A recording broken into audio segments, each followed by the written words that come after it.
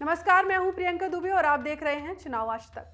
बांग्लादेश में शेख हसीना के तख्ता पलट के बाद राजनीतिक उथल पथल मची हुई है। कोटा आरक्षण के खिलाफ शुरू हुआ आंदोलन शेख हसीना की सरकार के पतन का कारण बना और अब देश में किसका शासन होगा इसे तय करने का जिम्मा सेना ने ले लिया है। कुल मिलाकर पड़ोसी देश में कई सारी सियासी गुत्थियों का भी सुलझना बाकी है, लेकिन इन सब के बीच बांग्लादेश में रह रहे हिंदू डरे सहमे हैं। दरअसल देश में बगावत के बाद शेख हसीना ने देश छोड़ दिया और प्रदर्शनकारियों ने ऐलान कर दिया कि बांग्लादेश में नए दौर की शुरुआत हो रही है। लेकिन इन सियासी उठापटक के बीच वहां के हिंदुओं पर आफत टूट पड़ी है। हिंदू मंदिरों से लेकर हिंदुओं की दुकानों पर चुन चुन कर हमले होने लगे। बताया जा रहा है कि हमले देश के 27 शहरों में हुए। भारत में इसको लेकर हर तबके से चिंता जताई जा रही है। नेता सवाल कर रहे हैं, धर्माचार्य भी कह रहे हैं कि बांग्लादेश में हिंदुओं की सुध ली जानी चाहिए क्योंकि ये वक्त मुश्किल का है। सुनिए। बांग्लादेश में 10% के लगभग हमारे हिंदू बंधु भी रहते हैं। उनकी भी सुरक्षा आवश्यक है। इसलिए वहाँ की सेना से इस समय जिनके हाथ में सत्ता है उन लोगों से हम ये अनुरोध करना चाहते हैं कि हमारी हिंदू जनता को कोई परेशानी नहीं होनी चाहिए और उनके योगक्षेम का भी निरंतर ध्यान रखा जाना चाहिए। आपके देश के वो भी नागरिक हैं और हर नागरिक के लिए एक तरह की व्यवस्था, एक तरह की सुविधा और एक तरह का व्यवहार स्वाभाविक है। तो इसी अपेक्षा के साथ हम आपसे ये चर्चा कर रहे हैं। डर ये भी है कि अगर पड़ोसी देश में ऐसे ही हालात रहे तो बड़ी संख्या में पलायन होने लगेगा।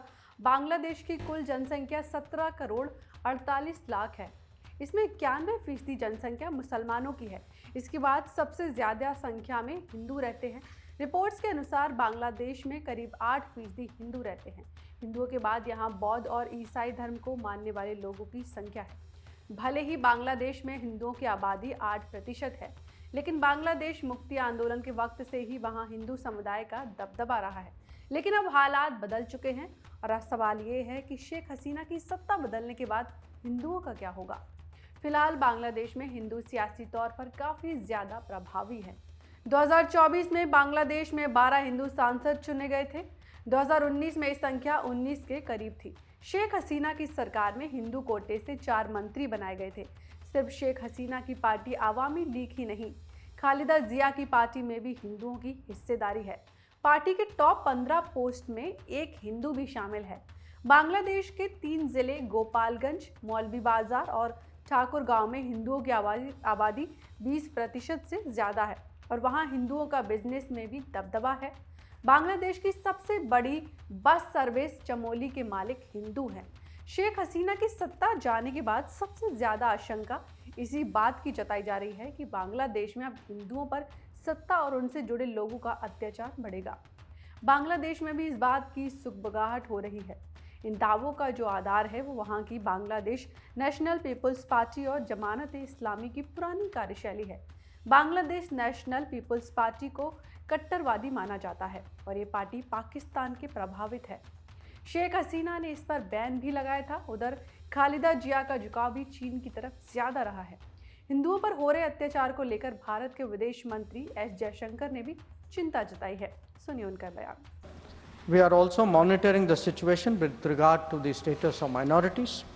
There are reports of initiatives by various groups and organizations to ensure their protection and well-being. We welcome that, but will naturally remain deeply concerned till law and order is visibly restored. वहीं अगर भारत शेख हसीना को शरण देता है तो बांग्लादेश में उनके विरोधी हिंदुओं को टारगेट कर सकते हैं। फिलहाल भारत ने अभी तक शेख हसीना को शरण नहीं दी है और ना ही शेख हसीना को लेकर कोई फैसला किया है। शेख हसीना के देश छोड़ने के बाद कट्टरपंथी हावी हो सकते हैं और ऐसे में अल्पसंख्यक हिंदुओं को दिक्कत हो सकती है। ऐसे में देखना ये होगा कि भारत इस पर क्या रुख अपनाता है।